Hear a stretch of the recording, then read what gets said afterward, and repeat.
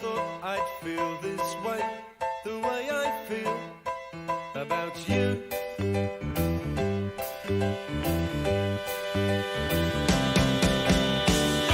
As soon as I wake up, every night, every day, I know that it's you I need to take the blues away. It must be love, love, love. It must be love, love, love. Nothing more, nothing less. Love is the best. How can it be that we can say so much without words?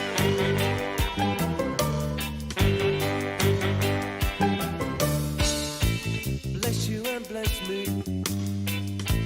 Bless the bees and the birds.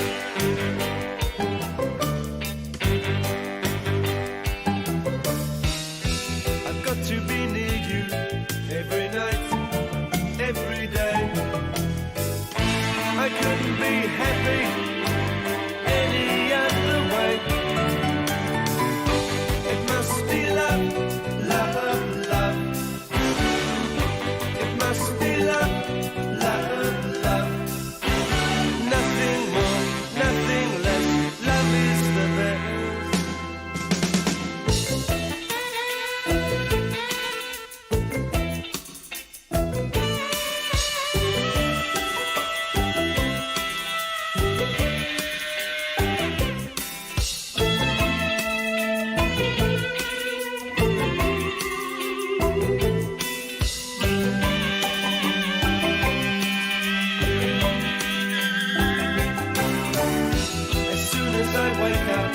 Every night, every day,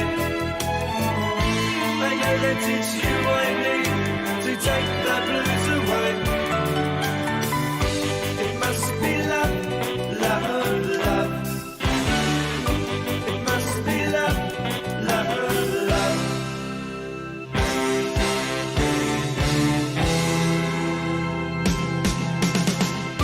It must be love, love, love. It must be love, love, love. It must be love, love, love. It must be love, love, love.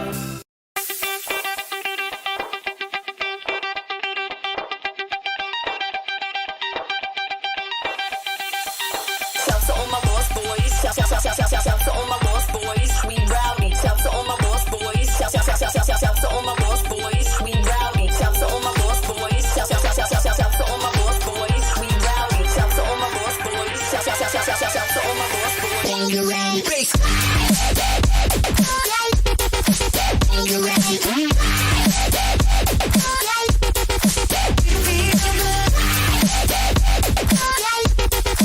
When you're ready. Bass. When you're ready.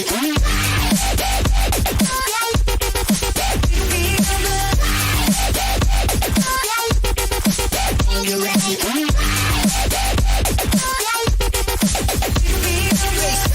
Lost boys. Shout to all my lost boys. We rowdy. Shout to all my lost boys. Shout to all my lost boys. Shout to all my lost boys. Shout to all my lost boys. We rowdy. Shout to all my lost boys. When you're ready. Bass.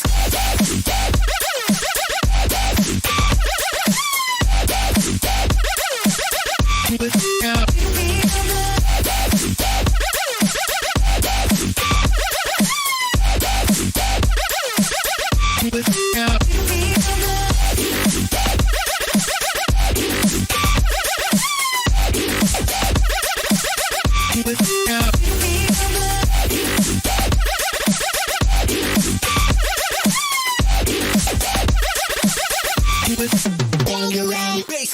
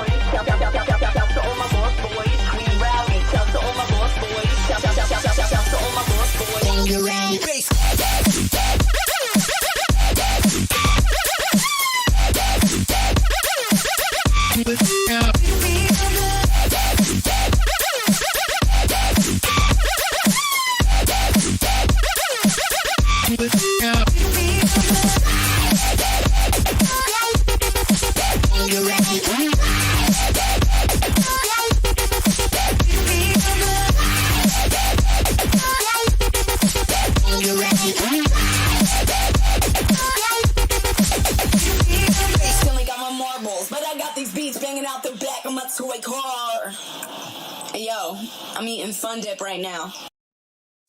Hey everybody, welcome to Geeksvana Live. I thought I would end the countdown 20 seconds early just to check if you're all watching, frankly.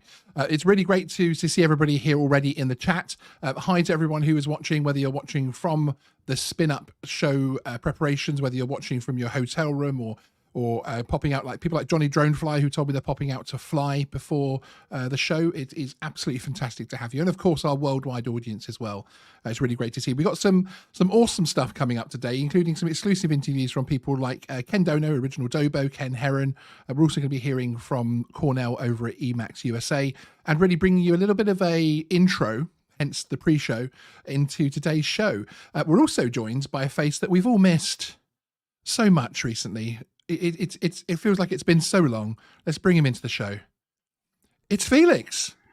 Hey, Sean, how's it going? It's Felix from Quadcopterguide. How are you, sir? Good. Long time no see and no talk.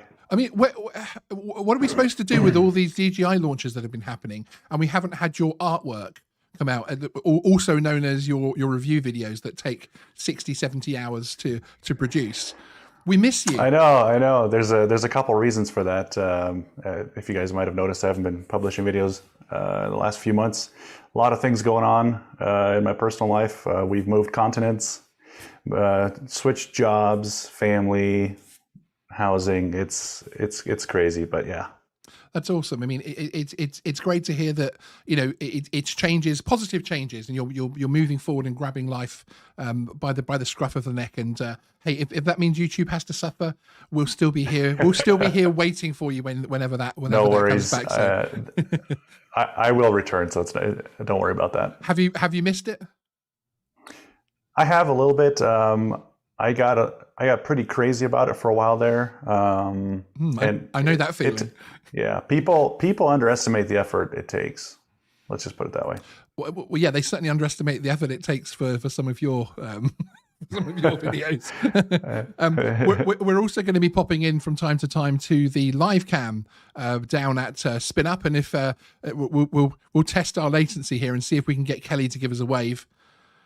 Can you give us a wave, Kelly? If you can see us and hear us. We're on profile there, not a very flattering view. There he is. Hey, the man, the legend that is Kelly Shores. Yeah. So that's the actual venue. They're all setting up at the moment, and all very, very busy doing that stuff. So we'll be popping back across to see how things are going. And later in the show, we'll also be joined by another co-host, Bill Thomas from Coast to Coast Drones will be popping in to see us as well. And we're also going to be throwing out a link so that you can join us directly from the show as well, which is really exciting, frankly, isn't it? I mean, so you're now stateside. Of course, I really wanted to go to this year, but of course with COVID and travel restrictions, etc., the travel restrictions are actually lifted on Monday. So if it was a little bit, another couple of weeks down the line, you know, I asked past Monday or next Monday. This coming Monday, unfortunately. Okay. Yeah. No excuse that you can't make it. Yeah, exactly. Yeah, I have the perfect excuse. I did ask Kelly Shores to move the entire event forward a couple of weeks, but he you know. What can I say? He wouldn't do it just for me, which I think is absolutely disgraceful, frankly. Testing 1, 2, 3. Hey, welcome. Welcome to SpinUp City. There we go. Hi, Kelly. Hey, Mark, how are you? Mark, will you hold for 1 second? Hello, Sean. How are you? I'm very good, thank you. Testing. Testing. We are. Yeah, that's Mark doing the testing. We got Kai and Doc in here. We had a great crew in this morning. Got the tables all set up. We got the check-in area. We've got the AV set up back here. You can't really see it, but nice. Move that a little bit. Yeah, it's a beautiful day too. It looks it. We've had lots of messages that people are out already flying to get some flights in before the show. So which is so cool, isn't it? It's one of those events where everyone can actually meet up and fly together, which is amazing. And last night was amazing. Having everybody in the like meeting for the first time. I saw lots of handshakes, lots of hugs. Yeah, people who hadn't actually met in person. It was really cool. Yeah, actually, I can hear some drones. Oh. Outside. You can hear people flying. Hey, Felix, awesome. Man, you got to make it down to Texas while it's still cool. I know. Listen, SpinUp 2022, sign me up, please, in person. Okay. Same here. All Same right, here. I got to run. I just wanted to say hi to everybody. Are we live right now? We are live right now, yes. Nice. Yes, so all indeed. right. Well, hello, everybody. Hope you can watch the stream. Sean's got it linked. and we will check in a bit. Lovely. Okay, sir. Thank you for And that. Sean, actually, one last thing. I Yes. sent you a Zoom link for the other direction. Yes. For later. You Yes, got indeed. that? I have that, and I will be there. I will be there before the show starts. Roger that. All right. Excellent. See you later. Thank you, sir. I'll mute again. Thank you. See you soon. There you go. So literally, to say that we're wired into the show is we mean literally. We're able to speak to Kelly Shores as he prepares, which is good fun. We're wired in. They're wired into us. We're wired everywhere. Exactly. It's like who's actually broadcasting and who's actually indeed. We could get into a whole rabbit hole there. So first up, I've got an interview from one of the. I was about to call him one of the characters, but I don't know whether I should call him that. But he calls himself Original. Of course, it is Ken Dono from Original Dobo. And I caught up with him to talk to him about previous spin-ups, but also what's been happening for him with his channel. Hi, thanks, Ken. Thanks a lot for joining us today. I really appreciate it. How are you? I'm doing well, man. Doing well. Good. Excellent. Now, you're a spin-up... I guess so. I've been there since SpinUp 1, and I think this is SpinUp 4. Yeah, this is the 4th one. It's amazing, isn't it? I mean, it's going to be interesting because obviously it went from being very much an in-person, up close and personal type of meetup thing to then becoming this sort of international thing with because it had to go digital. So it became a much wider thing, and we have viewers from all over the world. To now it's going to be that sort of mix basically, which is going to be really cool. I think it's good. I think it needed to get to that point, and sort of COVID, sort of twisted, Kelly's hand to say, hey, we got to open this up. And we were saying that at SpinUp too, that maybe there should be some live streaming access and things of that nature to make it a little bit easier for people that couldn't make it. Because there's even people here in the States that they just can't make it. Absolutely.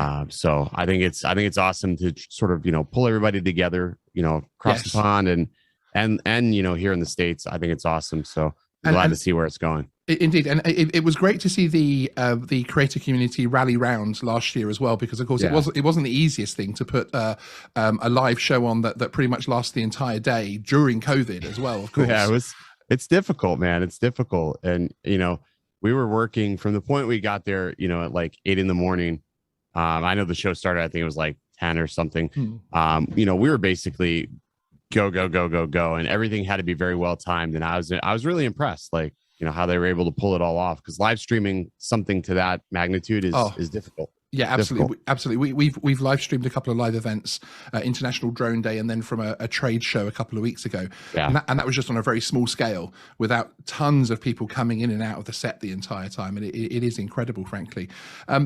It also speaks to the drone community, especially over there in the US, and it's something that, as someone in the UK, I sort of get to dib into. Basically, I get to get those warm fuzzies, frankly, because it's an unusual niche. That there are the in our niche, and there are the idiots, but there's so many great people as well that are just standard consumers that enjoy the content that we put out, but they seem to rally around all the channels. They don't just focus on one channel, etc. Which I don't think there's like anybody that's like sort of one fan of one channel. I mean, there's enough of channels to choose from, I think, so if you don't like one person's personality, you can go to another person. So there's plenty to choose from. And I think that's really cool. But for the most part, I have the good outweighs the bad, which I think is the biggest thing that really the biggest takeaway. Exactly.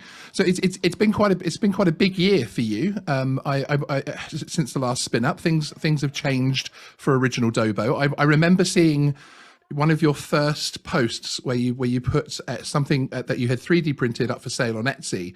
Yeah. And I think I may have even commented on that post saying, okay, I'm bookmarking this for when things kick off, basically, and when you're the Elon Musk of drones, basically. But it's things have really come on in the last year for you. Yeah, it's been really different. Like if I look back, SpinUp 1, I honestly had no business speaking at SpinUp 1. I think I had like 5,000 subscribers. I was still relatively new on the scene, and I didn't even know really what I was talking about. My speech was way faster than it should have been. Terribly unprepared like normal. But then, and then Kelly had us back for SpinUp 3, which was, a little different, more my cup of tea because it's more MC and more hosting. And I do better with improv than I do planning. So that was really fun. That was really fun. But yeah, this year's been nuts, man. Quit the job to do this sort of full time and just taking a risk, which is incredible, frankly. But I think we've already seen not just the production value ramp up, which is always great to see, but just the entire ethos behind the channel seems to be honing in and really starting to become pretty pure. Frankly, it's awesome. Yeah, we're starting to get that tunnel vision right now, sort of like how we want things to go, And I've sort of dabbled with building a team around the channel because I realized like eventually this may be bigger than what I can handle myself. There's a lot of people that like they'll build a channel and they do it it's just them. Yeah. But I always think to myself, what if I'm not here tomorrow? What happens to the channel? So I want to keep it going. So nice. Building people that I can trust to still help push that content forward. And, the Dobo channel is not just me. So it's just, that's awesome. For everything else. Yeah, the recent changes you made to the live show as well. I think, but Paul will always be a god amongst the fans, of course. But but the Eddie thing does seem to be hitting right. I mean, I was one of the people that put Eddie Nunez in the comments when you asked. Yeah, and it just seems to be like a perfect partnership. I've known Eddie for about 3.5, almost 4 years now, and it's funny. Every time I go up to Northeast, he makes a cameo in a video somehow, some way, and we talk pretty much on the daily. So I was like, it was just a natural fit. After I was thinking about it, because I was like, I want to really get the show back to the roots. The roots were always drones. It was Drone Brews, so I wanted to bring that back. And having Eddie on is good because he flies daily. He buys the things. Yeah, he goes through the same struggles that everybody who flies a drone goes through, especially the married guys. They totally get it. So he knows it. So it's easy for him to relate to the audience, I think. So it was just a natural fit for him. Yeah, and there is the fact that pretty much through camera drones, through FP3, through the commercial side, the hobby side, that show now has everything covered, and it does have that covered. It does have that rounded feel to it because someone asks a question. He's also good at watching the chat as well, and if someone asks a question, he will raise it and he will answer it and that type of thing, which is good as well. One thing that I appreciate is because I don't have to say anything. He's usually Johnny on the spot. He's got a question covered, or he's like, hey, so-and-so, but we already answered it. I'm like, good for you, dude. Yeah, good. Exactly. Because I'm a mess during the streams. Exactly. Now, there was some controversy last year. There was, and I'll either be playing the clip before or after this interview. So my audience are either traumatized already or about to be traumatized. And we had a little bit of a fight break out on set. Yeah, is ridiculous. You know what it is he runs his mouth a lot. He runs his mouth. And we got into it backstage, and then we're filming this bit, and he's still running his mouth. And finally, I just said, I'm going to pop him in the face if he says something stupid again. So, and it happened exactly. Yeah. F you, Bob. If you're watching this, you. You can bleep this out, Sean. F you. Well, I have heard that Boozy Bob did actually change his schedule to be there for SpinUp, so I'm hoping that's some kind of he's got a restraining order against me. Okay. Well, yeah, he's got. I don't know how this is going to play out. He's technically he had a restraining order. I don't know how that works with puppets, but his lawyer sent me a cease and desist. So. Indeed, excellent. Well, I'm really looking forward to some more highlights. I'll be watching all day, as I know a lot of the drone community will be. And yeah, thank you for last year, and thank you in advance for all the entertainment this year. You're welcome. I made your work a little bit harder now. Indeed. Awesome. And thank you to Ken for joining me earlier in the week to record that interview. It was a funny one. I have to say it was one of the highlights for me last year to see a grown man, a successful YouTuber beating up a stuffed puppet. It was a strange but awesome highlight, frankly. Did you watch much of last year's show? I did. Obviously, we got to do the pre-show, or at least I got to be on the pre-show a little bit last year. Yes. Indeed. We were in the middle of vacation, I believe. That's right. Yes, because we so I was logged on from a mobile trailer in Italy, and luckily the tethering worked out. But I watched little bits of it. Yeah. Indeed, yes, because we were worried about whether or not the internet connection would work and that type That's of right. thing. Didn't we? Sort of were like, if it works, it works. You know, hey, which is kind of with YouTube what you really have to do sometimes. So Exactly. But I have to say, I am looking forward to getting over next year. I think it's something that I definitely want to. Do. And of course, you're already stateside now, so hopefully it will be a little bit easier for you. Although, of course, you're extremely busy with life going on at the moment. Yeah. You've got many more excuses than I do. I don't even have one small child, let alone others and things like that. So it's fantastic. Coming up next, we've actually got an interview from one of the awesome sponsors, Emacs USA. I sat down with Cornell Herg, who is their marketing director, to have a chat about it. It was an interesting chat, actually, because I'm, apart from the DJI FPV drone, I'm not an FPV, and of course you actually had your FPV journey on the channel, which is, you were one of the people that almost pulled me into FPV because your videos were awesome. And if you are thinking of doing FPV, there is a link to Felix's channel in the description. And thank you. His videos on the FPV stuff still stand true now, as far as the journey into it and that type of thing. They were really great videos, very, very educational. And as I say, between you and Ken Heron and Ken Dono and people, I've got the FPV drone, the DJI FPV drone, which kind of ticks the box a little bit for me without having to build anything, etc. So it was an interesting chat with Cornell, because of course Emacs have a lot of ready to fly kits, etc. So their value appears to be very, very, very high. Yeah, and just the work they put into their products to make sure that it's working, and they have quite a few kits as well, which I actually didn't completely realize. So they have kits aimed at different types of FPV flyer as well. So Sure. But yeah, we'll hop over to that chat. So we're joined by Cornell Herg of Emacs. Hi, Cornell. Great to see you, sir. Hey, Sean. It's awesome to see you. Thanks for having me on. Hey, no, thank you very much for being here. And you know, the first thing to say is thank you and thanks to Emacs for being one of the sponsors of SpinUp and helping to make the whole thing possible. It's a great community event, and we really appreciate you guys getting involved. Yeah, absolutely. I'm really excited about this SpinUp. We've been a part of the last few SpinUps, and every event has been absolutely awesome. Yeah, indeed. And it's growing and growing. And of course, we have that situation where, you know, obviously last year with COVID and everything, it was completely digital. And this year, again, we're actually meeting and having a mix of in-person and virtual again, which is going to be it's going to be an exciting thing to bring those two audiences together, frankly. So I think it's going to be an awful lot of fun. So with Emacs, now you're the marketing director with Emacs, aren't you? That's right. Yeah. Excellent. So with Emacs, now I'm a camera flyer, so I have my Inspire behind me and my my A2S. I do have a DJI FPV drone, so I have, for the first time this year, put a set of goggles on, and I absolutely loved it.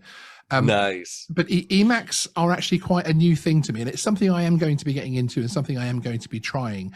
But can you tell us a little bit about what Emacs actually offers? Sure. So with Emacs, originally kind of got our start as a company in the just RC world. So we would make like servos and things for airplanes, as well as like brushless motors and whatnot. And we kind of, our name to fame started with what they called the red bottoms at the time, really like popular motors, and people started putting them on everything from drones to even wings and whatnot. And then from there, we started to like branch out into, you know, building more and more parts and flight controllers, and eventually kind of built up all the resources and connections we needed to then pivot the company into a direction that we really wanted to go to, which was to help bring FPV to the masses.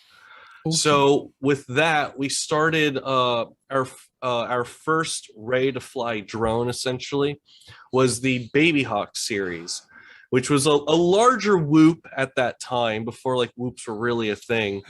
And that drone just took off and it did really well. Then we went to the 5-inch with the Hawk 5.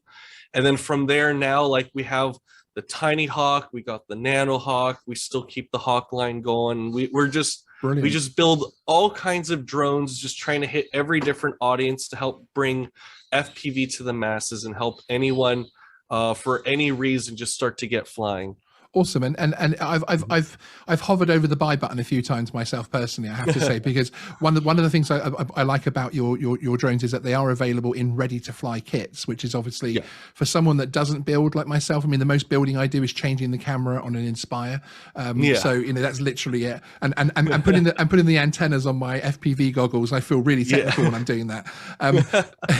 So the advantage obviously is that it's a ready to fly kit. So it's and what I do like about them as well is it has that, and it's almost something that you don't say to an aircraft manufacturer, but it has that crashability from the point of view that you know it's something you can get to learn on, rather than, you know, again, if I make a mistake with my DJI FPV drone, that's a $1,400 mistake that I'm going to regret and have to include the insurance company with, frankly. But yeah, so that's one of the things that's always attracted me to the Emacs. I mean, Kelly at Ready Set Drone does a great job selling your products, frankly, and reviewing your products. He's a huge fan of it. He keeps hooking me every I see thumbnails with Emacs. I'm like, no, I can't watch another one because I'm gonna end up buying something. But it is a rabbit hole that I do intend on going down. And yeah, it's an interesting prospect. I mean, for someone like myself who is a complete novice to FPV, really, I mean, I've had the goggles on, I have flown in manual mode, etc. on, but it's a very different type of FPV, 100%. What kind of kit would you recommend for someone like me to try?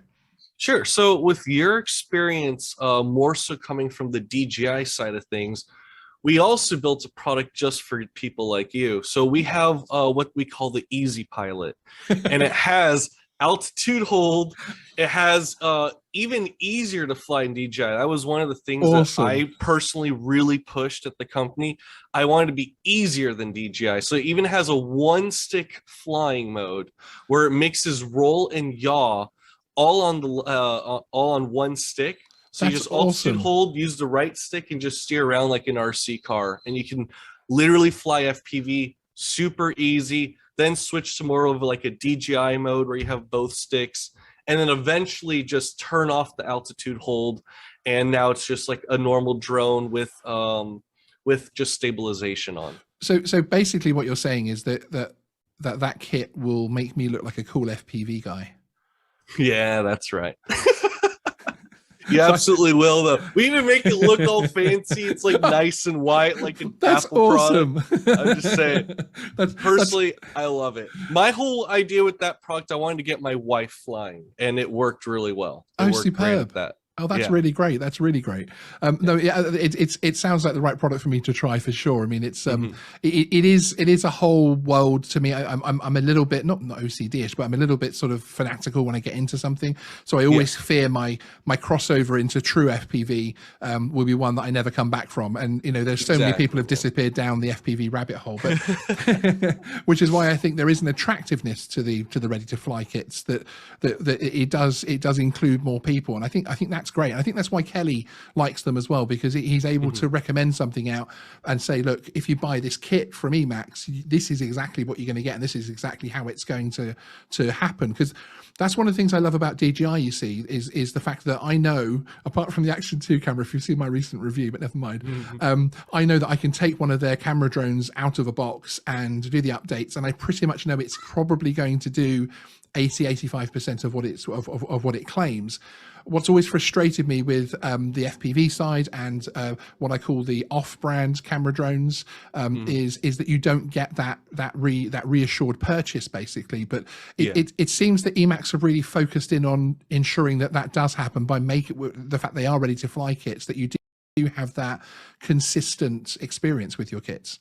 Exactly. We want to bridge that gap as like easily as possible, and we're always working on improving the RTF kits and whatnot. And then we also, I mean, one of the things that we do prioritize is having good customer service. So our US store, emacs-usa.com, we have really good customer service. The guys there, they're really knowledgeable. They've been in the industry for a long time. We try our best to be on top of it and help people as much as possible. Get into this amazing world of FPV. Yeah, and the other thing that I always congratulate any company in the drone world is the fact that they are public facing, and the fact that we do see you. You know, your face is known on YouTube. We have seen you on different things, etc. And I always like to congratulate companies that do that actually get their people out there to connect with their customers, and actually. So I think there's more of a connect with it. I mean, you know, your LinkedIn page already has the message box, even though I'm not connected to you, etc., and that type of thing. And it's that kind of openness that I think is something I'd like to see more often, frankly, in the drone world. And I don't think we see that enough. So so that is fantastic. Have you got anything exciting coming up with Emacs? Any exciting products around the corner? Oh my gosh. I mean, of course, we always have so many exciting things. I mean, sometimes we're working even like a couple years ahead. So wow, that's fantastic. I mean, yeah.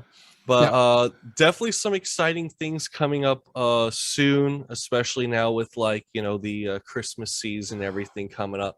But I can't really say anything. Ooh, a lot of it's very exciting. Hush-hush, absolutely. Unfortunately. But yeah, people definitely got a lot to look forward to.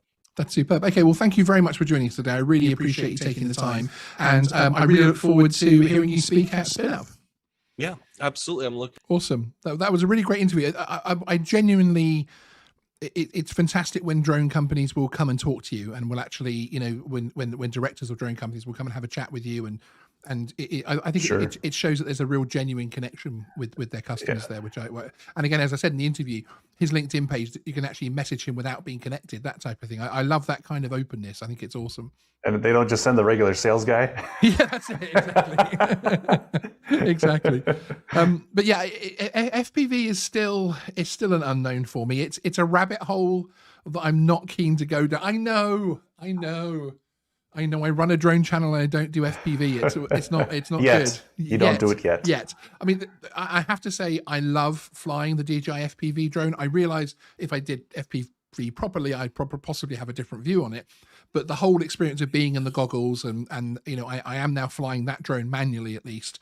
I'm not shooting gaps or anything, or, you know, I'm not. Right, but I mean, going from a camera drone to flying that manually, that's still a pretty big step. So that's awesome. Yeah, it took some time, and touch wood, it's in one piece. I haven't had to use my Care Refresh yet. Knock on wood. Which is awesome. But yeah, I, as I say, channels like yours and Ken Heron and Ken Dono, Original Dobo, they have sort of sucked me along there, and I kind of live through them at the moment as far as FPV is concerned. I think just perhaps because I'm so busy with the channel as well, from the point of view of just not having the time, because I like to do things properly, and I do go down that rabbit hole fully. And I think that it would become a new obsession for me. You start seeing, if it's worth doing, it's worth overdoing. Exactly. I 100% agree with that. Let's take a quick look and see what's happening over at. We can see Chris from Sunrise Water Media on the setup there, and I think it's just a little bit pixelated from being able to identify if that's actually a who's the 20 pixels in the back. That's it. Whether that's a mannequin, a cardboard cutout, or an actual person. Could you move and wave for us, the person that's at the back of the room, if you can hear us on the delay, so we can see if you're actually a real person? Oh, now wait 60 seconds for the response. Yeah, that's it. as it beams across the USA, they might not have it actually the audio turned on in that particular room. The person is moving. Oh yeah, no, they are moving. It is not a cardboard cutout. It could be a Boston Dynamics robot, of course. It looks like they're actually testing audio and things. They've probably got their audio muted. But there's Chris from Sunrise Water Media working very hard. He's giving some instructions there. Left a bit, right a bit, up a bit, down a bit. Just very quickly, hi to everybody in the chat. Thank you very much for joining us today. I really, really appreciate it. Let us know in the chat if you're one of the people that are at the show. Obviously, Ken Dono, hi Ken, is in the chat. Obviously, he's there. I know that he was tempted to stay back to get hold of his Mavic 3. Mike Plowman, good to see you, sir, one of our regular viewers. Doc Murdoch, hi. We saw you earlier and said hello to you on the camera earlier. Mudball Creative. Sean Odds, great to see you as well, sir. Hope you're well. You're saying that you're struggling to get out of bed. I know that feeling, although, you know, I don't have that excuse. It's 1:30 in the afternoon here, so it's I really shouldn't be feeling tired. But hey, it's been a busy few weeks with DJI releases and everything else going, frankly. So which has been an awful lot of fun. So do you have anything? I mean, obviously you haven't been putting out videos that much. Do you have any sort of anything that's brewing in your mind as far as this will be the way that Quadcopterguide is going to come back? Will we see more FPV videos or more reviews? Or That's a great question and a good thought as well. But I really do enjoy FPV, just the whole building, tweaking, testing aspect of it. You can tell that in your videos. Actually, you can really tell. Yeah, it speaks to the inner nerd in me, and yeah, with some of the more compact frames, the 2-inch, 3-inch, 3.5-inch, you can fly them in smaller areas too, so you don't always have to go drive somewhere into the mountains where you don't want to bug anyone. And new place, I still have to kind of figure out where it is socially acceptable to fly these things. And, yes, indeed. I don't like being the guy that that makes bad headlines or pisses people off. So exactly, because the rules, the culture, everything is, of course, is so different from your two locations, and of course, it's the same for me here in the UK. I've grown up here. I know where I can fly and not fly and that type of thing. So yeah, that's really interesting. Actually, perhaps you should do a couple of videos on that transition. Actually, the fact that idea. Of course the European rules extremely well, and now you've had to sort of go over and what you're finding good and bad about the different rules, etc. Because there are definitely some good and bad points about the test. Sorry, my studio door just moved there, which was slightly concerning. I'm alone at the house. This is actually in our new studio, and which is in a commercial building, so that door shouldn't open. But yes, it just moved. I think somebody tried the wrong door from another office, but there we go. So if we see random people starting to walk across the background, you know what's going on. And I've just seen Jimbo Sharp talking about someone's underwear in the chat. I'm not sure. When something catches your eye in the chat, I'm not sure what that's about. But there we go. And back across. It's starting to look a bit more serious. Kelly Shaw's is in the room. That's a lot of cabling. I mean, it really does take a lot to put these kind of shows together. Some very serious cameras there, though. Is that looks like might be an A6600, perhaps? Might be. Very nice, yeah. Kelly has that concerned look on his face, don't you think, of someone that's about to do a major live show? He's pretty busy, and I can tell his brain is 100% saturated with making sure everything's perfect. But exactly, I can totally understand that. Yeah, indeed. That's crazy.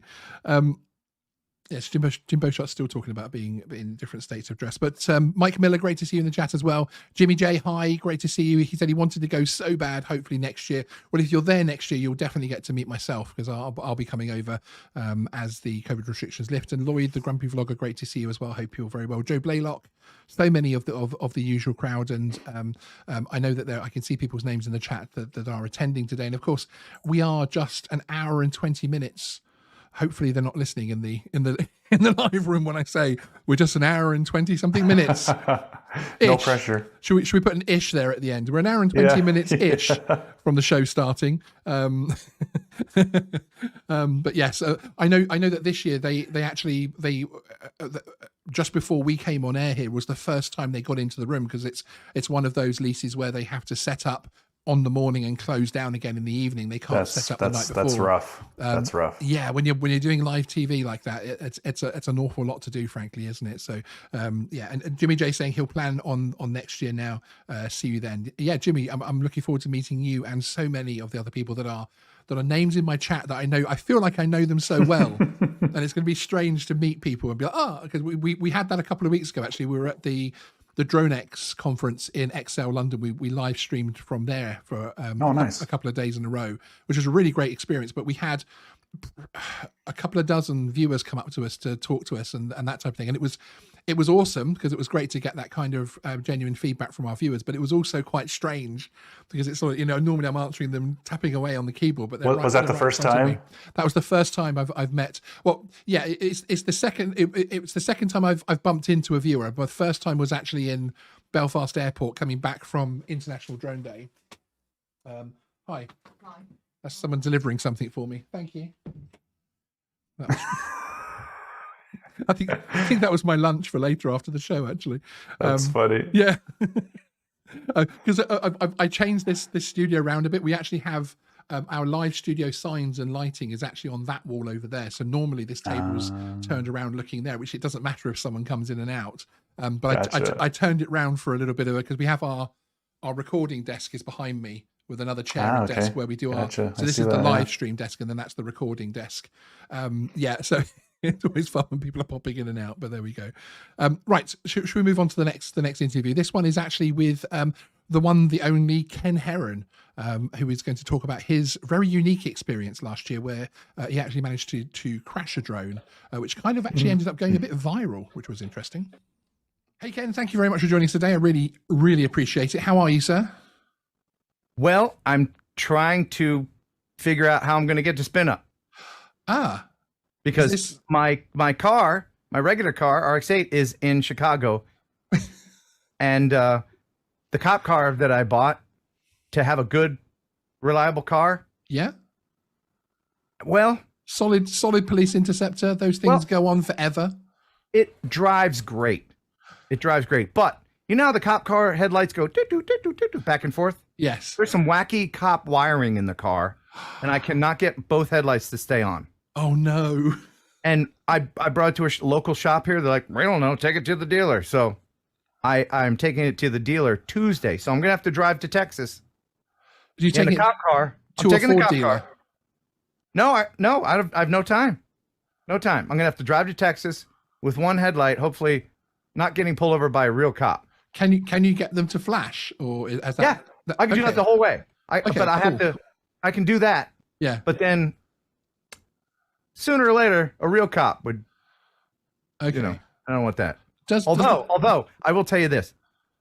One day I will get pulled over because I'm a habitual speeder. I will get pulled over in the cop car by another cop. Hopefully it's another black and white, and I will be laughing like a madman when he comes up and asks me for my information, and I'll just be like, he'd think I was on drugs. I'll be like, nope, totally. Nope, this is a photo op. Give me the ticket while you're doing that. I'm gonna be out filming, back and forth between the two cars. Like,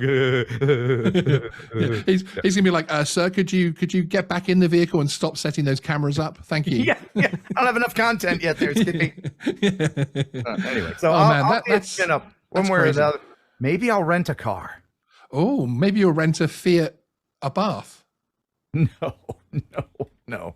I kind of want to go in the cop car. Yeah, it would be cool. It would be very cool to pull up because in it's big enough to where I won't have to rent a hotel room.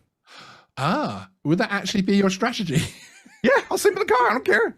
Nice. That's what I love. That's what I love about you, Ken. You're so down to it. Not like, hey, okay, the star is here. Where's my room? I was expecting Kelly to have your rider ready for you, and the room, the penthouse suite, and that sort of thing, and the executive box. Well, will he do that? That's what he offered Ken Dono, apparently. Yeah, did he really? Apparently Ken Dono's got like executive suites and like a special viewing balcony put up just for him. It might be to keep him separate from that puppet this time, Boozy Bob. I'm not sure. Okay. Yeah, I didn't know that was on offer, but no, the back seat of a cop car is fine with me. Your cop car, preferably. Yeah, not the first time I've been back there, but anyway. So yeah, SpinUp's going to be fun. I'm looking forward to it. Yeah, it is. I mean, they've got some very interesting speakers this year, and I think it's going to be interesting because it's new again, basically. Because of course, every SpinUp's kind of had something new about it. The first one, of course, it was the first one. The second one, they did a bit of live streaming and a bit more sort of speaking, that type of thing. And of course, the third one had to be completely virtual, so it was much more of an international audience. And this time, it's mixed. So we're going to have the in-person things as well as the live audience watching. So it's going to be interesting dynamic to see how that happens. I'm going to be interested to see how it gets set up, whether there's a live audience reacting to the actual presenting going on. It's going to be a lot of fun, I think. It's going to be a lot of fun. It's a lot of work. And all those drones flying around the room will spread the COVID evenly. The C word, the C word we never thought would be a C word, but there we go. Now, taking you back, I'm going to play a clip just after this interview of a certain incident that occurred during. It was last year that you lost your drone. Oh, Zamboner? Yeah, the Zamboner. FPV quad. Yes, my drone getting knocked out by a bat in Austin, Texas, was the spark that started Ken Dono's career. Yes, because Yeah, I mean, that's not a lie. No, indeed. As you'll see in the clip coming up, Ken did have something of a reaction to a couple of shadows and a couple of beer cans in the water, didn't he? Yeah. We crashed in the day, and then went back at night to search for it, and comedy ensued.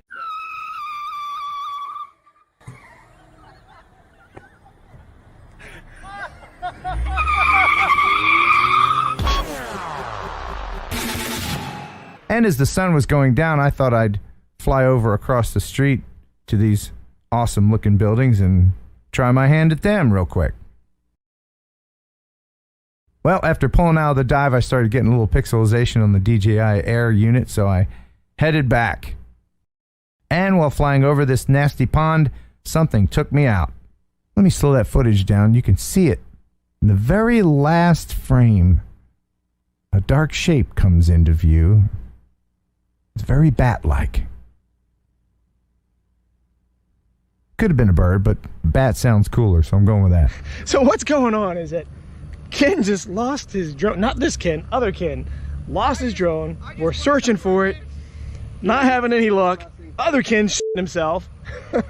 It's a great time. The body of water that it fell in was a cesspool. It smelled bad. It had crocodiles and alligators. It had alligator eating crocodiles in it. Snapping turtles.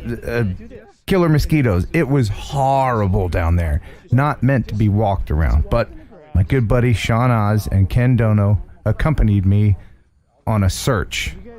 And luckily I had my Imlant MS-013 light with me. Link in the description. Sean, have you been recording any of this? I got a lot of it. It's going to be mostly dark, but I got a lot of audio. Because Oh, don't go down because you go down, I'm going down. this is the last thing I saw in the DVD. Alligator! No, I'm Oh my God, your face. All right, here, let's Well, don't climb up there, Ken. One more time, Ken. One more Ken, time. that's Just- slippery Ken, up there. one more And time. while I appreciate their help, Ken is, well, he's just not a nature guy. That's an alligator, dude. There's no alligator. One of us is. Spider. Tick, spider. Relax, dude. Ah! What is that? Just some trash. Ah! That's an alligator, dude. That's not an alligator. Then what is it? Are you being serious right Yes. now? Relax, dude. Are you filming? Yeah. I was that? I think I just shit my pants. That's the opening of my video. I just think I shit my pants. I don't even know what's happening anymore. We've been out here for 28 days. But man, we looked and looked and looked, and we just couldn't find it. You guys are awesome for helping me look, but I feel bad because... It's an adventure. Yeah, but I don't want anybody to fall off of that No, wall. I don't think any of us want that. But yeah, Kelly's right. Worst case scenario, you know, we look in the morning and we'll be able to see a lot more. We didn't lose line of sight at any time. No, we didn't lose line of sight, but a bat hit him Yep. and it went down. So he's buying us milkshakes at Whataburger. Because we tromped through tons we of tried grass valiantly, and so. mush and marsh, and this guy thought he saw an alligator. He didn't. Spider. Tick, spider. Well, it's the next day. Did I already indicate that in the graphic? Thought I did. Anyway, Good morning. the search Search and party's rescue here. team, yeah, we were all traipsing around last night. I really appreciate you doing that. Yeah, no worries. And so I'm gonna take off with the Phantom. We have a big advantage right now called sunlight. So in the footage last night, the last frame shows that I'm near where this wall goes from the smooth to the rough, I think.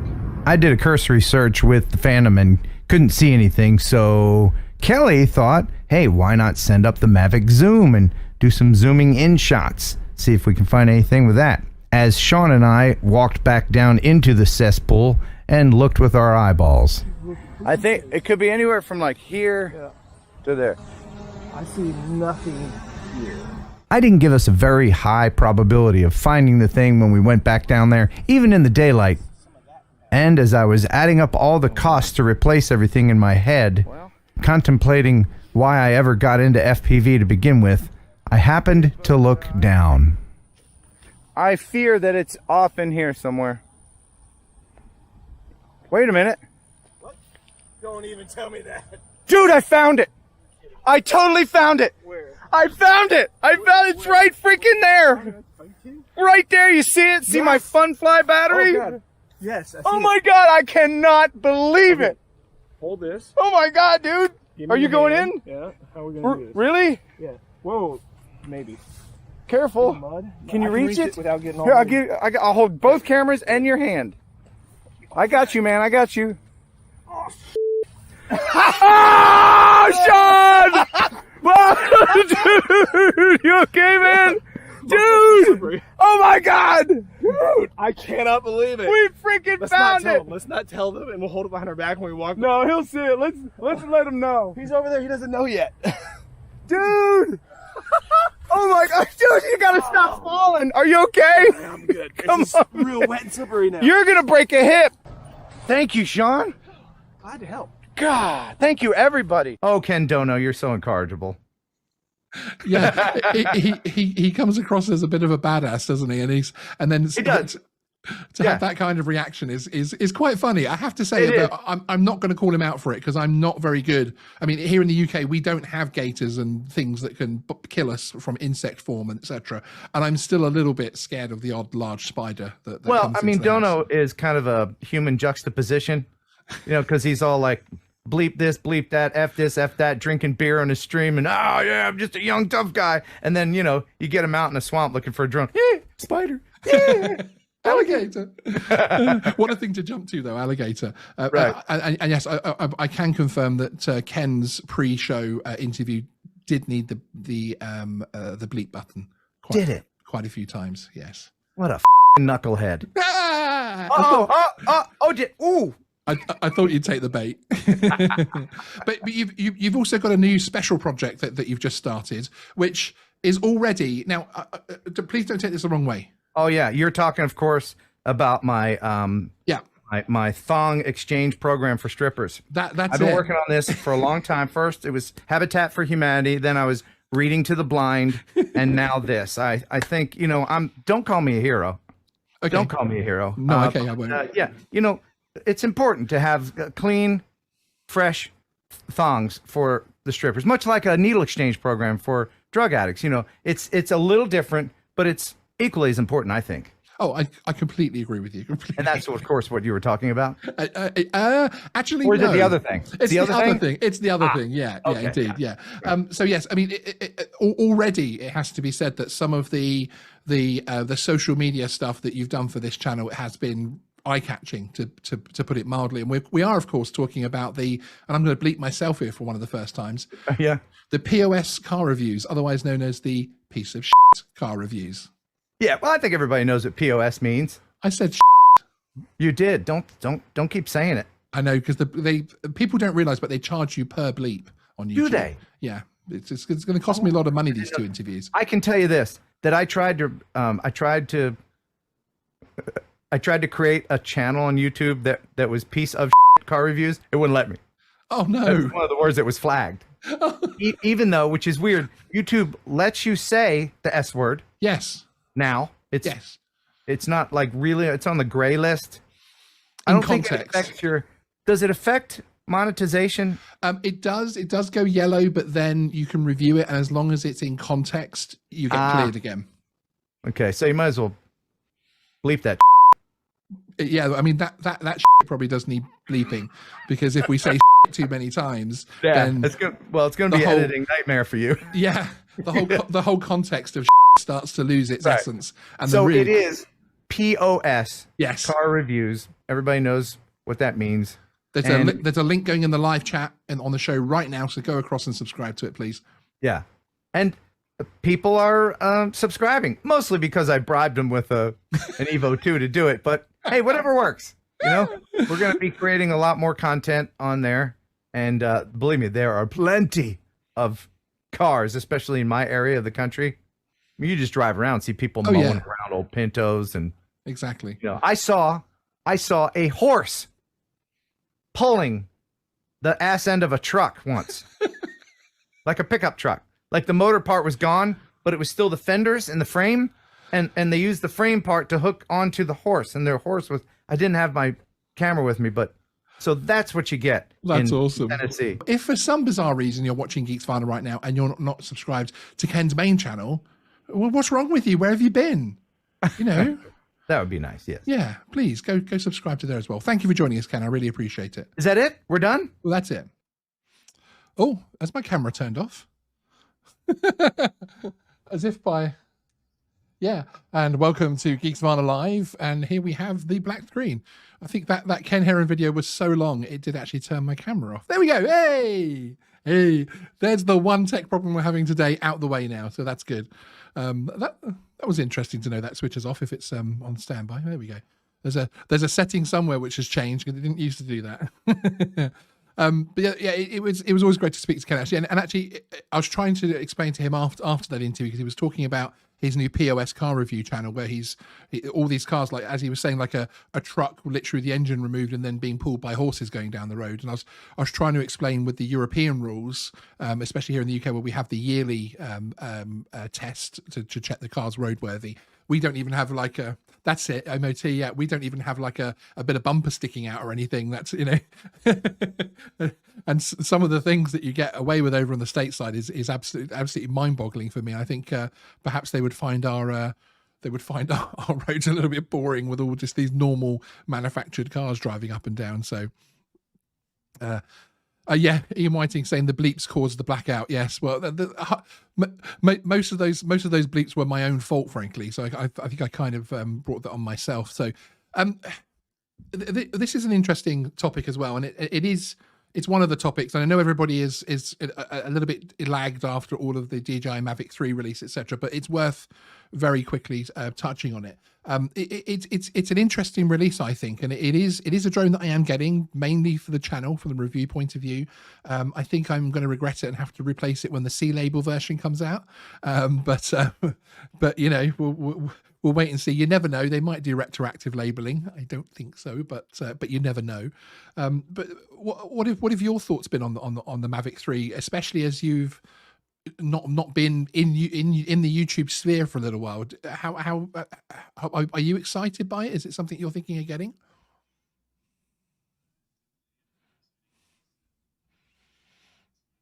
Yes. Exactly.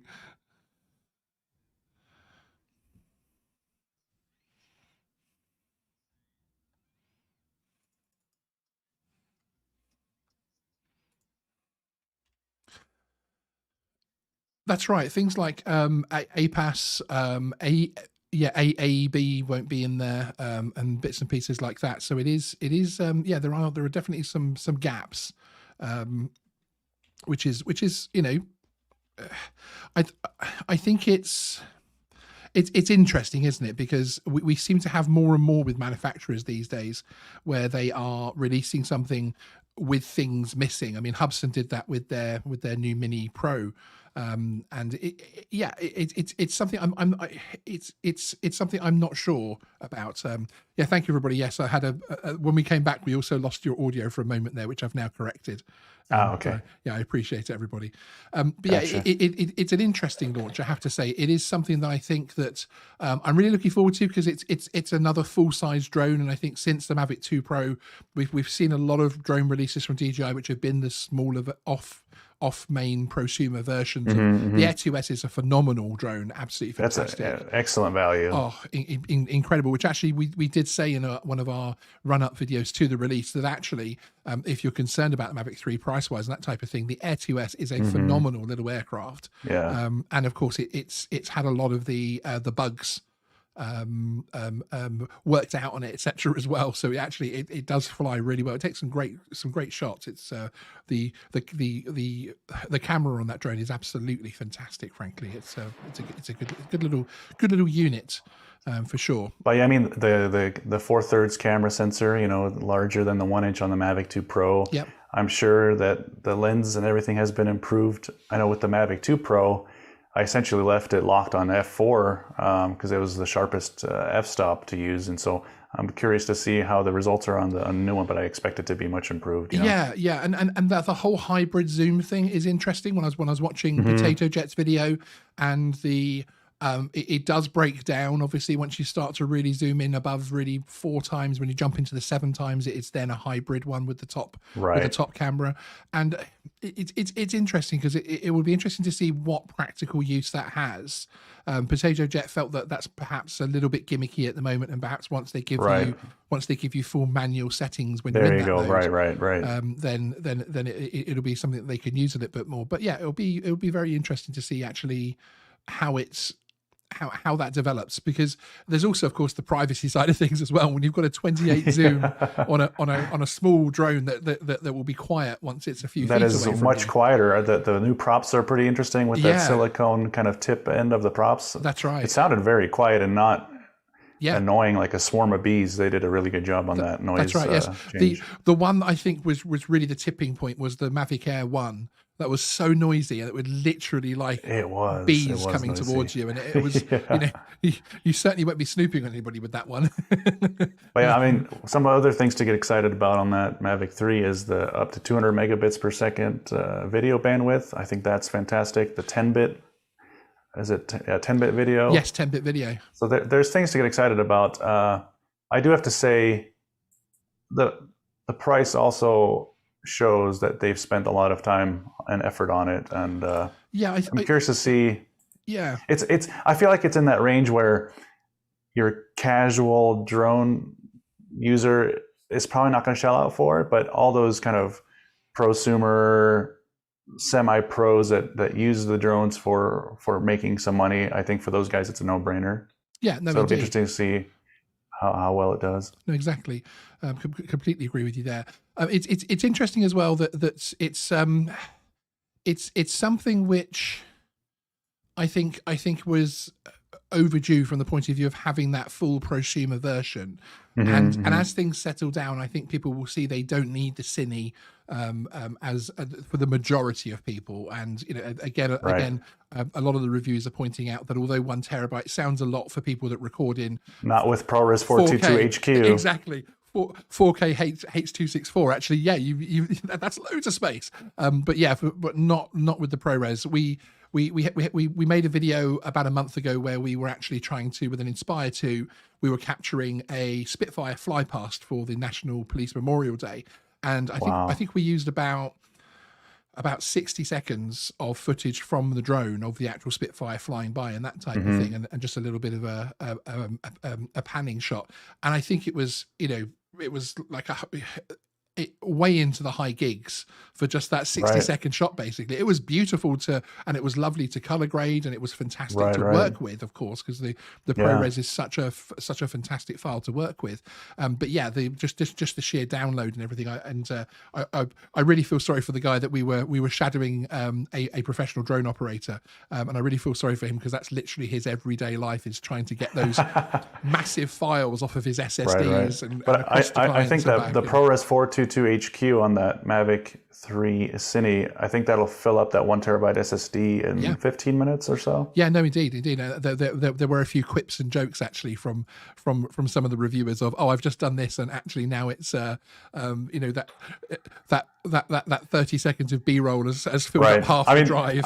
I don't know if they could. ProRes has multiple flavors, and there's ones that take up a little bit less storage. I wonder if that takes too much CPU power to compress on the drone. Possibly. Maybe we'll see it in the future, But yeah, possibly so. I know that it's obviously sort of kismet timing from the point of view with the new Macs coming out, and some people that have those that have the Cine have found it extremely efficient, and not even breaking a sweat to be able to actually deal with it, which is phenomenal, frankly. But isn't DJI a sponsor of SpinUp? Maybe yes. Maybe one of them are watching. This guy up here, he would love to review a Mavic 3. Maybe you guys can send him one. I don't think I'm on their list. I do have one on the way already, but okay. Yeah, I really, really don't think I think I'm on the other list, shall we say? With some of my DJI videos that I've had, especially recently. Yeah, I think I'm literally the DJI Santa Claus, good list, naughty list. I think I know which list I'm on that one. But thank you, DJI, for being a sponsor today. And I do believe one of the prizes for the people that are at the show today will actually be a Mavic 3. No way. I believe so. All right, Sean, we got to book tickets. Let's go. I know, right? We need to get there now. I did actually ask you if I could buy a ticket and enter like remotely, because then technically it's still a ticket, and things, which you could have done actually. It's now sold out, but yes. That's funny. perhaps See, people, it's worth going to SpinUp. If you're not attending live this year, make sure you make it a point to come next year. The prizes are phenomenal. Even in previous years, things like the RoboMaster, and there's normally one of each of the current drones that are given away, which is just, it's phenomenal. It shows the pull that Ready Set Drone has in the industry, frankly, and it's fantastic to see them supported that way. Just very quickly, thank you, Lloyd, the Grumpy Vlogger, for joining as a channel member. Welcome to the Vana Army. I really appreciate it, sir. Go and enjoy the back catalogue of all those fantastic videos and different bits and pieces that you can see there. There's a lot of good fun there. We should be joined fairly soon by Bill from Coast to Coast, actually. If Bill, I see you in the chat. I've sent you the link. Yeah, come and join us when you're ready, sir. Okay, next up, we're going to have a very quick look. This is a short video in comparison to the other ones, only about a minute and a half. But Jason McGowan of Lift Aircraft will be speaking. So I just wanted to play out a quick video to show their aircraft, basically, so people can see what it's all about.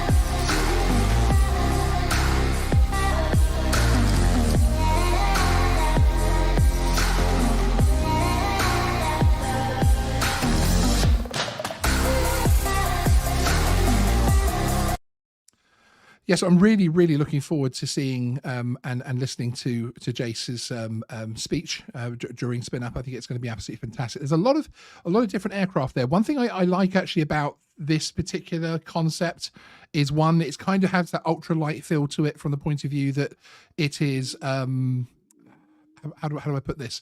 It isn't sort of, some of the droney type things almost, there's sort of drone taxis, etc.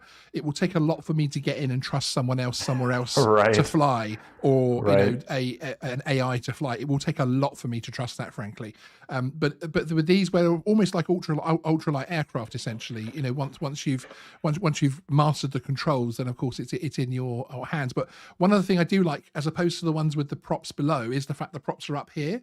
Because one of the things I've always struggled with the drone taxis, and I won't say the brand because I'm potentially being slightly disparaging. There's quite a few of them out there, but the props are below you. The big four props are below you. Is what happens when you have to get out in an emergency.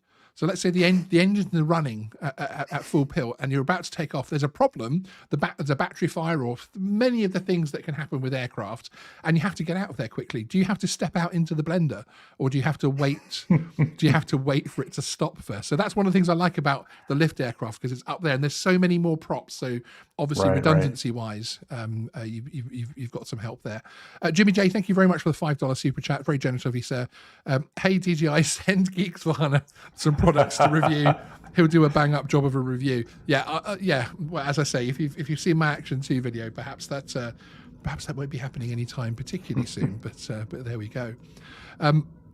Yeah, it's going to be interesting, isn't it? As far as that whole path to.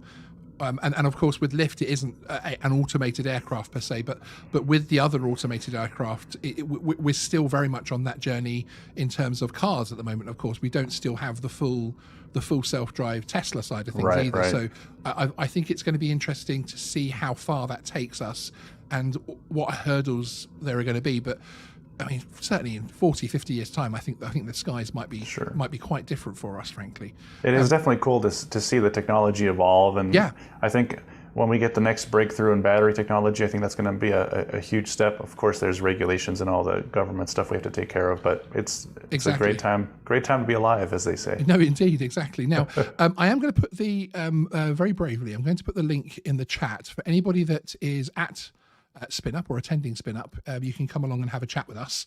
It's via Zoom, so you can join via your mobile and that type of thing. You don't have to come on camera; it can be just audio. But do feel free to join us, and we'll let you know if there's anything coming in there.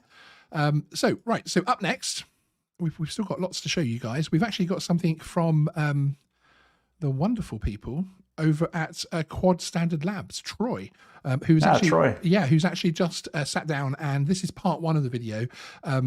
We may get time to play part two, but if we don't, there'll be a link in the chat in a few minutes for you to go and enjoy it. But he's actually talking through his professional FPV kit levels, basically, which is a really, really interesting video.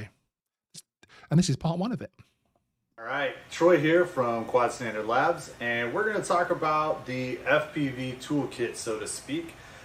We've got quite a bit of our different offerings on the table here, and in order to kind of walk through each one and kind of just give some examples of when you might use which one and which type of flying or what type of video content capturing or what type of camera you're going to fly, we wanted to just do a quick overview to kind of update where we are with what we actually offer as a company for professionals to do this type of work. So super exciting stuff. We really love talking about these things. We're going to start with the small stuff real quick, and we've only got a couple of examples.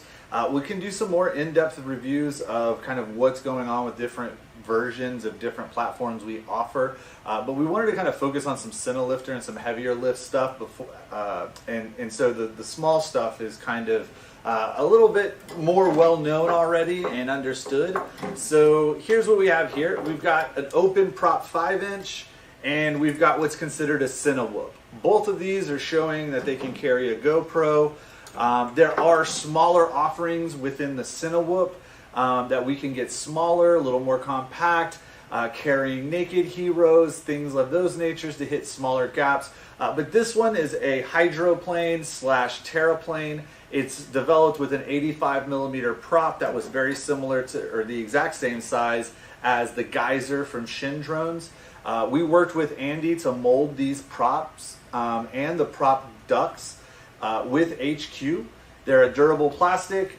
They can go on any frame you really want. They're meant to be super lightweight, so the platform itself is nice and light. There are some bigger, thicker, more durable options in ducts out there for different sizes.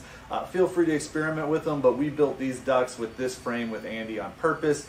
We really, really believe that this is a really great all-around contender for Cinewhooping. You can carry one hero, you can carry two heroes. We've got clients that put pool floats on them to make them float. We build them in hydroplane, which is the hydrophobe body, so it's a sealed body. We also build it in the terraplane, which is the open body as Andy intended it. I've also got here, it's actually the Shrout Law, which is kind of a custom build we do and only we offer. Again, a frame designed by Andy Shin. This was actually designed for Area 51. John Shrout actually had a lot of influence because he requested this specific kind of layout, which is a stretched and squished X long ways. This allows for a super lightweight frame. It's really one of the most lightweight builds we do with DJI especially. And with a high KV 5-inch motor on 6S, this thing is doing 100, 120 miles an hour, chasing things around with ease. It's a great, really, really lightweight platform. So flying GoPros, you know, most people are looking at either a Cinewhoop or you're looking at an open prop design. Cinewhoops are great for indoor and outdoor, depending on which one you buy. Could be a little more geared towards one or the other, but there's plenty of them out there that are really all-around contenders, kind of like the Terraplane. The Squirt is another great one that can be indoors or outdoors, especially the 6S builds that we do. 5-inch, you're going to want open props if you're out there in the air, you're trying to chase things, trying to change direction really fast, you're wanting to freestyle somewhat. Something like an open prop 5-inch is really what you want to do. There's also another drone, kind of a size in between, a 6 or a 7-inch really is what we do. 7-inch X4s. For long-range cruising, mountain flying, stuff like that, it's still kind of in the same category as a 5-inch. In fact, we can make you a 5-inch that cruises really nicely and has some mid to long-range capabilities. So that gets us kind of out of the GoPro world for the most part, except here's an example of a 10-inch, and this is really a kind of a custom build, something that not a lot of people fly because it's kind of in between the Cine lifters that are on the table here and a GoPro rig. This is technically meant for a GoPro. It's a Project 399 by Jordan Jet Timken. It's a 10-inch version, so it's got beefy, really beefy arms. You can make this into a really long-range kind of cruiser, you know, really efficient build carrying a GoPro. But you could also strap a cinema camera or a small camera to it, maybe a DSLR, a body like a A7, one of the G8, the G8Ss, G85Ss, I believe, actually. Sorry.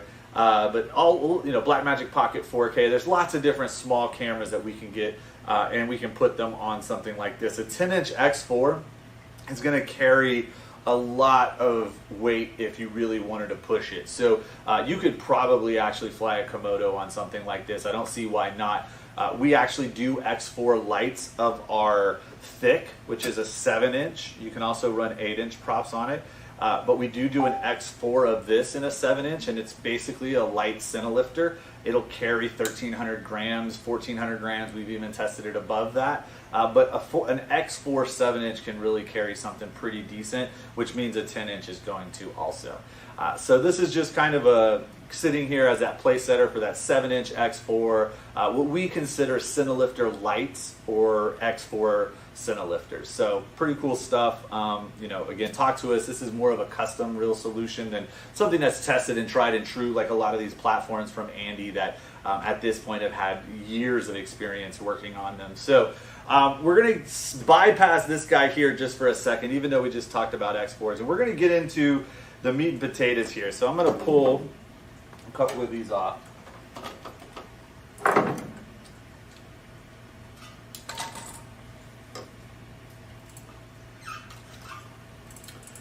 So we've got a Sicario and a Thick, which are outfitted pretty similarly. The difference between the two is this one here is going to be an 8-inch Cine lifter with 2812 motors. It's built pretty specifically to be 8-inch props. You can run a variety of 8-inch props on it.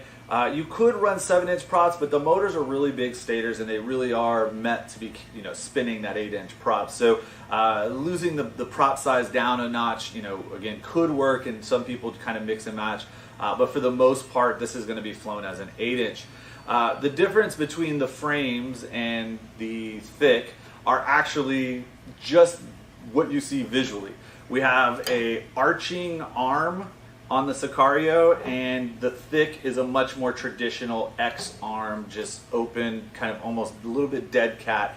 And so both are X8s, and both basically can be built with the exact same identical hardware, but they do have some slight difference in characteristics of flight, and they have some nuances as to what you can mount on them. So it's really important, you know, the motor size and the prop size, this being a true 7-inch with the 1350s, 2808s, and this one over here being a 2812 1100.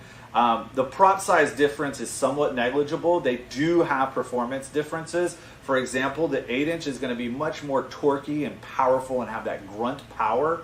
It's going to have a lot of power in the power band, whereas the 7-inch is going to be a really, really agile, quick to accelerate, really nimble, fast to throw around kind of feel, whereas the 8-inch starts to get a little more kind of heavy feeling, even though you've got enough power to carry whatever's on it. So, you know, the two motor choices can be interchanged between the platforms. We build Sicarios in the 2808. We also build it in a 2810 that we're testing. And we're also building it in the 2812s. And then the same thing with the thick. We can put the same motor concept over here. The only real difference, again, is going to be the COG, which is going to kind of change the feel of it. So on the Sicario, you can kind of see here, the props are a little more, like the motors are spread out further. So the footprint of the Sicario is slightly wider, but the camera sits lower in the body. This allows for everything to be in the prop line, and when you're really throwing this thing around, you're gonna feel the difference between the two. This one with the battery underneath, the camera sitting on top, when you throw it around, it's gonna kind of feel like you're throwing that weight at the bottom around. Whereas the Sicario is going to feel a lot less of that kind of slinging feel. That being said, the slinging feel is what some people need, especially if they're flying high speed and they're wanting to really throw it around and do like 180s and stuff like that. The slinging kind of feel to it could help you with that. The other advantage to the thick is that really high pitch that you can get the camera to and keep everything nicely centered in the actual battery and the camera centered on the frame. And again, it makes for a very interesting balance that some people like and some people don't. On the Sicario, we've got the battery mounted in the back and the camera in the front. So it is a little more of a balancing act, and you use these on the side, the bars, which have some little notches on the braces. That allows you to kind of see the center of balance. If you hold it right there, like you can see, it's balanced. If I have the camera and the battery on there, we're going to balance it the same. So it really does, you know, depend on what you're trying to shoot. Absolutely awesome. This is a strange thing to say, actually, and I follow a lot of FPV people. And I love watching FPV and builds and that type of thing. Troy is absolutely fantastic. I love the fact that one minute he can be talking about the Sicario, which obviously with the camera on there and everything else is many thousands of dollars of value in your hand. But the next minute he will be talking about flying a tiny whoop or something and that type of thing. So yeah, that's awesome. He has that connection, and I think the way his business has grown has kept him so grounded. And he's always up for conversations. He's literally always up for a chat with anybody that's thinking about doing it professionally or as a hobby. And his kits are everywhere now, aren't they? His kits are all over the world. Yeah, I see mentioned, and he's also very involved in various Facebook groups and forums and things. So yes, exactly. Okay, we're going to try and bring a viewer in now. Let me press this button. All right, Norman, if you're still watching, we're about to drop you in. Yeah, I see mentioned, and he's also... Oh, if you can mute your live. If you can mute your live stream, Norman. Can you hear me, sir? Come to me, Norman. I think Norman may have because we were obviously leaving him in the waiting room there while that was playing. Yeah. Well, Norman, if you're there, come back to us and say hi. When you feel like it, your microphone is now. It's hot, as it were. Oh, there goes my camera again. May have because we were obviously leaving him in the waiting room there while that was playing. Yeah. Okay. Well, Norman, if you're there, come back to us. I'll tell you what we will do is we will probably bring up the next video, so we can sort that issue out whilst we're doing that. So this is actually a video from Aldrin over at Flight Path, and the reason I wanted to play this one out, it's quite interesting because it shows a different side to Aldrin and his artwork, frankly, which is perhaps a little bit more beyond what a lot of people would expect to see. Enjoy. I actually did have a full photo installation piece that I've been working on. So in this video, I'm going to be taking you along with me. So if you guys are into printing your aerial photography, this might be the video for you, just to kind of see a little bit behind the scenes stuff of things that I did as far as going to the location where I had to measure everything out. I take you with me to my printer, also bring you along and show you some behind the scenes stuff of installing the acrylic pieces that I got done for a business over here in Coronado. And I'm super excited about these pieces, mainly because they are massive. They are all face mount acrylic photos. 2 of them are 36 by 36 inches, so 3 feet by 3 feet, and the biggest one I've done 48 inches by 60 inches, And it's pretty much the biggest one I've gotten done because that's as big as my printer can actually take. And this video is kind of all over the place, mainly because I shot it on so many different days these past few weeks. So just kind of compiled everything here. So if you guys are into aerial photography and possibly looking at printing your stuff, I just want to give you some behind the scenes of what it kind of goes down as far as an installation process. So let's get right into it. I take you with me where I go measure the area and kind of show you a little bit about where the location is. So let's go. All right, here at Coronado, the beach club is in this tower right here. But what's cool is that the shipwreck is right over here. All right, so here's the wall. The wall is actually about 20 feet wide. And because of the way the photos are laid out, of course, it's more vertical, more of a square type of photo.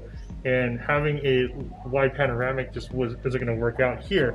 So what we're going to do here is 3 photos of the Monte Carlo. And what's really cool is that the shipwreck is right here, like right in this shallow shore right here. These condos right there is what's in the photo, which means you follow it down and the shipwreck is literally right there on the shoreline. And the beach club is right here, so you can see those glass windows look straight out, which is a perfect view of where it is. Finally get to put this photo where it belongs. All right, so I just pulled up to my printer here. This is Color Plaque over here in Temecula. So if you guys are interested in getting some of your photos printed out, I'll make sure the information is down below in the video description. This is where I always go just because it's fairly local to me. I like being able to not only work with the people here, this is a family-run business, is you just have a little more quality control, quality assurance over the stuff instead of just ordering it online and getting it shipped to you. I like working with them. We are always able to make, adjustments, changes, and it's always just best to work with your printer instead of just ordering stuff blindly online and not exactly knowing what you're going to get. That's the reason why I like to work with them. So I'll leave their information down below. I'm going to head inside now and check out the prints. All right, so here's what we're picking up. Got about 7 pieces here. A couple of the big ones, those are the important ones, of course. Kind of set the stage. Excited about all these. We still have a couple more that are printed, just not mounted, so I'll be picking those up ideally by next week.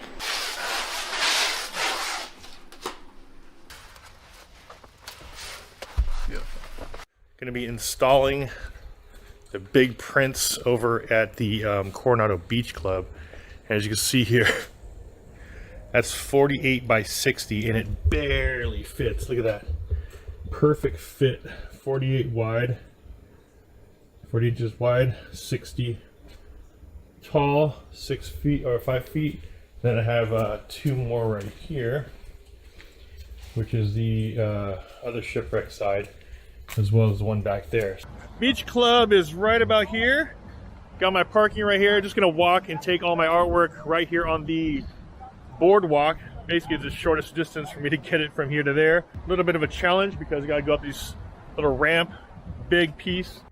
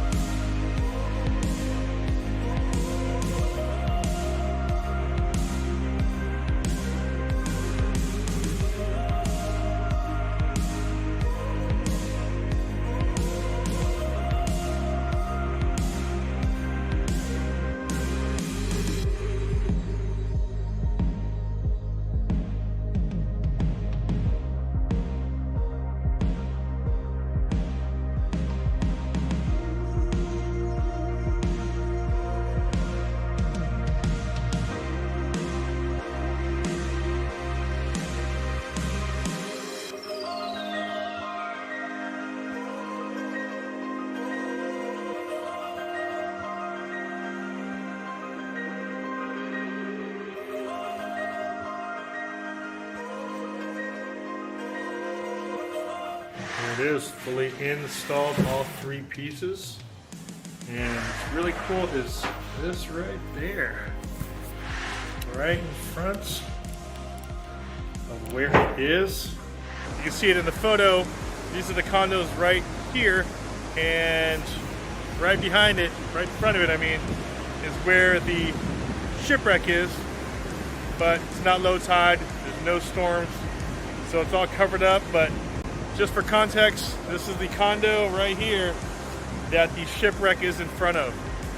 Just super cool to know it's literally right there on shore, and people don't even know it's there. Of course, it's not going to be there until the perfect storm happens, and that means a full storm as well as low tide. And that didn't happen since last time was 2015 when I shot it, and before then 2010. So it's been a little while, but this is where it's at. There's a condo. Pretty darn cool. That was awesome. And again, with the camera. We've also had some weird resizing stuff happening as well, because we have had someone join us. Let me just bring we go across to there. Hello, Bill. How are you, sir? Can you hear and see me? You need to I think you need to enable your microphone inside Zoom. Let's all watch Bill when I set the other scene up. There's a little button at the bottom of your actual Zoom which says microphone. Has he completely frozen? It looks frozen. Oh. Your live stream shows frozen, but the little thumb. Oh, here he goes. He's back. Hello, sir. Can you hear us? Yeah, it looks like you have audio. Say something, Bill. I don't know. Oh, here we go. Okay, I'm just going to set the other. Can you hear me now? I'm actually just going to set the other shot up. I was like, I felt like it was my stream. I was going to have to do to be a ninja or something. How are you, sir? Well, what happens when I use? I'm pretty good, but what I was going to explain was when I use StreamYard, it seems like I'm getting a weird delay or something here. Oh. Maybe I've got the other shit. That's what it is. Hang on a second. That helps. No, it's me. It's me. It's my fault. fault. I know it's you. I know it's you. It's me completely. No, I had the other one, absolutely no wasn't fear muted. there. When I use StreamYard, it kind of lags and it looks like I'm a robot. It'll kind of jump along. That's why I was like, oh no, it's the same thing. But yes, I'm doing well, sir. I've been up since 4:30 this morning with clients and Wowzers. stuff. So Wowzers. yes, I've been up for a while. Wow. That's absolutely incredible. So what did I do? Have you ordered it? Have you ordered the Mavic 3? Bill, have you ordered the Mavic 3? Yes, I have. Which one did you buy? Yes, I have. Which model? Just the base. Just the base. Nice. With the controller and the remote. Yeah, just very quickly, hi to Henrik, Tech Drone Media, who's in the chat. Good to see you as well. He was saying Aldrin's video about the M3 was one of the best. Yeah, and I have to say, I think, and not just because it's the man that's running the main show, but I actually think Kelly from Ready Set Drones one was exceptional as well, actually. But I always enjoy his stuff. Was there any reviews that you particularly enjoyed, Bill, that sort of tipped you over the edge to wanting to get one? Who influenced you? Yeah, who is your influence? Tipped over the edge like I needed help. So that's a no then. I would say more than likely, I haven't watched a whole lot of them. I watched Billy's video. Okay. And then I found out that he's not going to SpinUp. No. Yeah, no, indeed. I mean, it's one of it's a difficult. Well, I just happened to talk to him this morning. Thing is, he's trying to move back across. See, this is what happens when you work with children and Bill from coast to coast. Your stream starts to fall apart. I'm blaming him for something that's completely not his fault, but there we go. Wait a minute, I'm the child here. Am I playing properly? So were you thinking of going to SpinUp at one point yourself? Yes, I was going to go to SpinUp, but due to our present situation, I wasn't sure. The quarantine when we came home was going to be too long. Right. Yes. Okay. I was unable to attend for that reason. Oh, that's a shame. Yeah, I mean, it's for this year. That's actually the same for myself, actually, because I was going to obviously I wanted to be there, and I was actually going to do a few things, like we were going to knock on people's hotel room doors at 1:00 in the morning for exclusive interviews. Which possibly would have ended up with me being punched by Ken Dono rather than a puppet. But we're hoping to do that kind of tomfoolery next year, actually, because it's Monday, as I was saying, this Monday coming, that it actually opens up, frankly. So you're obviously excited about the Mavic 3. It's something we've been talking about for such a long time now. I think you might be listening to the stream audio and not the Zoom audio. Yeah. But yeah, it is. I have to say, it's something that I can't. I'm trying. Yeah, you wouldn't guess that this guy live streams regularly, and is someone that's extremely competent at not using Zoom. I don't use Zoom. No, indeed. Well, it should just be coming through your desktop audio. No. What is Felix doing? What do you mean? What is Felix doing? I'm trying to figure out if I do this. Felix, it seems. Oh, is it you moving her around? Yeah, okay, yeah. I was just resizing you a little bit. Felix is a complete professional and hasn't his tech hasn't faltered. I'm moving him around. I'll never do this again. He's messed up the entire stream.